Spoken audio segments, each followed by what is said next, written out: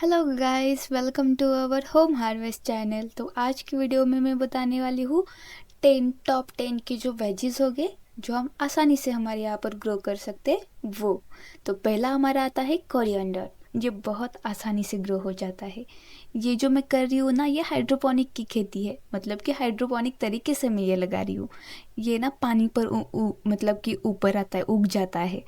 इसमें ना कोई मिट्टी की ज़रूरत नहीं या फिर कोई भी न्यूट्रिएंट्स वगैरह कुछ की भी ज़रूरत नहीं है आपको। तो आप देख सकते हो ये मैं कैसे लगा रही हूँ। ये जाली की जो टोकरी है ना, ये सिर्फ हल्के से ना उसे पानी को ना टच कर रही है और उतना ही पानी रखना है। उसके बाद में कोकोपीट डाल रही हूँ क्योंकि उसे थोड़ा सा सपोर्ट भी तो चाहिए ना, इसलिए। और एक बात ध्यान में रखिए, ये जो हमारे धनिया है ना, ये स्प्लिट किए हुए हैं। मैंने बेलन के थ्रू से, मतलब कि एक बार बेलन से मैंने अच्छे से उसे स्प्लिट कर लिया और उसके बाद में इस पर डाल रही हूँ। तो मैंने अच्छे से इसके ऊपर डाल दिया। अब चाहे तो पतली परत भी कर सकते हो, उसमें कोई बात नहीं। आप जितना चाहे उतना डाल सकते हो। चाहे तो एक, मतलब कि एक रात के लिए इसे भिगो के उसके बाद भी आप लगा सकते हो या फिर मिट्टी में लगा सकते हो। इसे मैंने कोकोपीट से अच्छे से ढक दिया और इसे शैडो एरिया में रख दिया। ये जो मैं आपको रिजल्ट दिखाने वाली हूँ ना, वो मैं ना मिट्टी में से दिखाने वाली हूँ क्योंकि उसका मेरे पास वीडियो नहीं था, इसलिए मैंने ये आपके लिए हाइड्रोपोनिक वाला वीडियो डाल दिया इसमें। और ये नॉर्मल सा पानी है, इसमें कोई लिक्विड या फिर कुछ भी ऐड नहीं है। आप डायरेक्टली टैप का वाटर लेकर उसके ऊपर ये डायरेक्टली रख सकते हो और ये 3 to 4 डेज़ के अंदर ही उस ग्रो करना भी शुरू हो जाएगा। देख सकते हो ये कितना अच्छे से ग्रो कर रहा है। ये 3 दिन बाद का रिजल्ट है हमारा। इसके रूट भी बहुत अच्छे से आ रहे हैं और ये अच्छे से, मतलब कि 7 डेज़ में ये ऊपर भी आ जाएगा। तो दूसरे पर आता है पुदीना। पुदीना भी अच्छे से ग्रो होता है कहीं पर भी, मतलब सनलाइट में भी रख सकते हो या फिर शेड के एरिया में भी। आप देख सकते हो मैं ये पुदीना कैसे लगा रही हूँ। ये कटिंग से लग जाता है या फिर सीड से, लेकिन मोस्टली तो कोई भी लोग मतलब कि कटिंग से ही लगाते हैं। तो नीचे के जो जो थोड़े फार पत्ते होते हैं वो निकालना है और उसे थोड़े सी मिट्टी में, थोड़े मतलब कि डेप्थ की हिसाब से आप रख दीजिए उसे। और पुदीना के तो बहुत सारे फ़ायदे हैं। ये आप नींबू पानी में या फिर चटनी में यूज़ कर सकते हो। और इसे पानी कम चाहिए, मतलब कि थोड़ा कम भी मिल जाए तो भी कोई नहीं, मतलब ये मर नहीं जाता प्लांट, कैसे भी सर्वाइव कर लेता है। अगर ये हरा भरा आपको पुदीना चाहिए तो आप ज़्यादा पानी डाल दीजिएगा और थोड़ा सा शेडी एरिया में रख लीजिएगा। तो थर्ड नंबर पे आती है फेनुग्रीक, मतलब कि मेथी, जो फाइबर में बहुत ज़्यादा रिच होती है। आप जो मेरी तरीका देख रहे हो इसी तरीके से भी लगा सकते हो या फिर डायरेक्टली मिट्टी के अंदर भी। ये मैं 12 आवर के लिए भिगो के रखने वाली हूँ और उसके बाद इसे मैं मिट्टी में लगाने वाली हूँ क्योंकि ये थोड़ा सा जल्दी ग्रो हो जाती है इस तरीके से। आप एक ध्यान में रखिएगा कि ये जो, मतलब मेथी में ना फंगल का अटैक ज़्यादा होता है, तो इसलिए फंगीसाइड यूज़ कर लीजिएगा, जैसे कि साफ का फंगीसाइड होता है या फिर ट्राइकोडर्मा, कोई भी आप यूज़ कर सकते हो।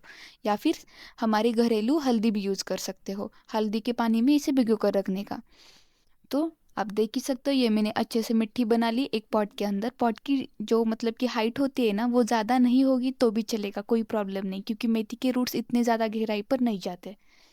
तो ये मैंने मेथी उस पर मैंने छिड़क दी पूरी तरीके से और उसके बाद में अच्छे से इसे कवर करके 1-2 दिन के लिए शेडी एरिया में रखने वाली हूँ।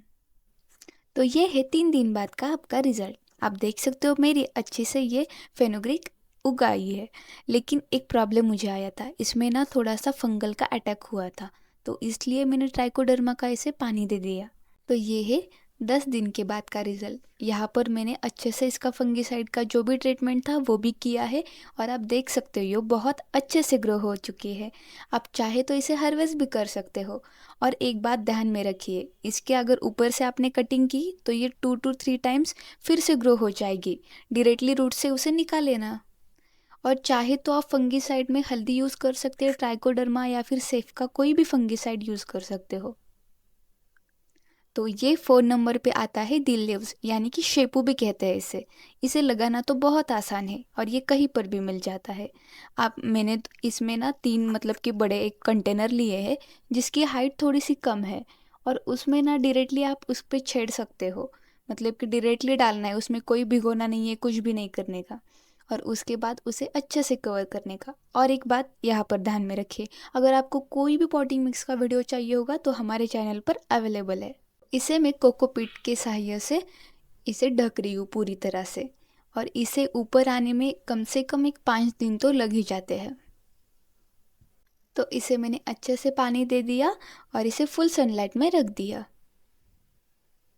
तो ये रिजल्ट है 4 दिन बाद का। मैंने कहा ही था 5 दिन के बाद ये ऊपर आ ही जाएगी। तो आप देख सकते हैं ये 2-2 पत्ते के साथ ये ऊपर आ चुकी है।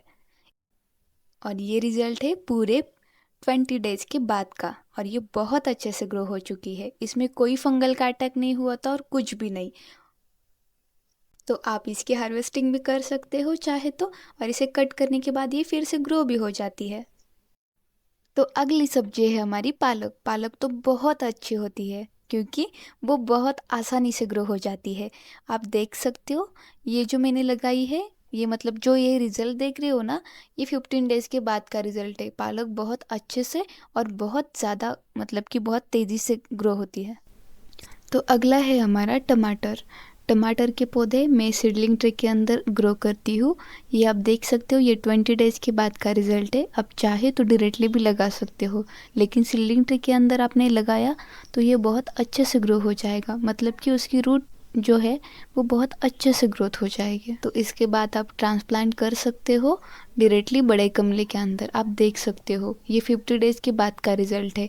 आप चाहे तो इसकी 3G कटिंग भी कर सकते हो, मैं भी करने वाली हूँ। अगर आपको इसका वीडियो चाहिए तो प्लीज़ मुझे कमेंट में बता दीजिए। इन माइनर जो अटैक होते हैं, जो कि फंगल हो गया या फिर ब्लैक कलर के लीफ माइनर, इसके लिए ना नीम ऑयल का स्प्रे करना बहुत बढ़िया चीज़ है। तो इसके बाद जो देख रहे हो ये है कैबेज एंड कॉलीफ्लावर। मैं दोनों एक साथ बता रही हूँ क्योंकि दोनों के पौधे लगभग सेम ही दिखते हैं। ये जो देख रहे हो ये है कैबेज, और ये पौधे ना मैंने नर्सरी से लाए थे। 2 रुपए का मुझे एक पौधा मिला था। इसके मेरे पास सीड्स नहीं थे, इसलिए मैंने डायरेक्टली पौधे ही लगा दिए। इसकी जो गमले देख रहे हो ना, ये 9 इंच का एक गमला है क्योंकि इसकी रूट्स बहुत ज़्यादा डेप्थ में नहीं जाती और इसका फ्लावर बहुत मतलब अच्छे से भी ग्रो कर लेगा। और एक पॉट के अंदर मैंने एक ही बीज लगाया है, तो आप ये भी बात ध्यान में रखिए। अगर 2-3 आपने लगा लिए तो ये छोटे साइज़ में ग्रो हो जाएंगे। तो अगला है कैरेट। आप देख सकते हो कैरेट के बीज बहुत ज़्यादा छोटे होते हैं, इसलिए हमें ना ज़्यादा डेप्थ में उसे नहीं लगाना, इसे हल्के हाथ से ऊपर ही लगाना है। लगाने के बाद इसे मैंने कोकोपीट से अच्छे से ढक दिया, और आप साइड के पौधे देख रहे हो जो कि कैरेट के ही है, लेकिन उसके मतलब कि 20 डेज़ के हैं ये पौधे। क्योंकि ये मैंने पहले ही लगा लिए थे, लेकिन कोई जो बीज थे वो ग्रो नहीं कर लिए, इसलिए मैंने ये फिर से लगा ली हूँ।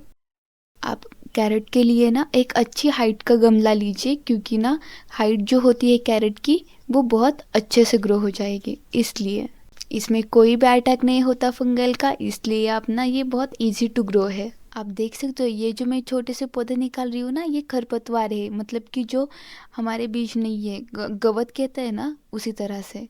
तो अगला है हमारा स्प्रिंग ऑनियन। ये ना बहुत आसानी से कहीं पर भी ग्रो हो जाता है। आप देख ही रहे हो ये मेरा मोगरा का प्लांट है, उसके साइड के यहाँ पर मैंने ये लगा रही हूँ।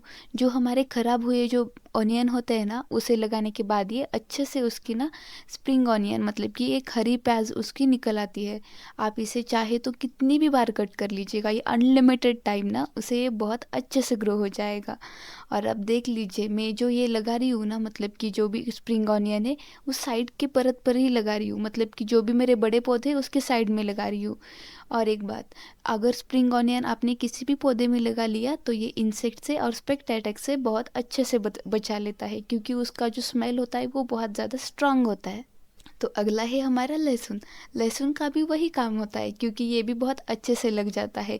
जो हमारा डेली यूज़ का जो कि किचन में जो मिलता है ना हमारा लहसुन, उसकी सिर्फ एक एक कलियाँ करके हमें सिंगल सिंगल कलियाँ उसे लगानी है। अगर ये समझ में नहीं आया तो मुझे कमेंट में बता सकते हो, वो भी मैं आपको बता दूँगी।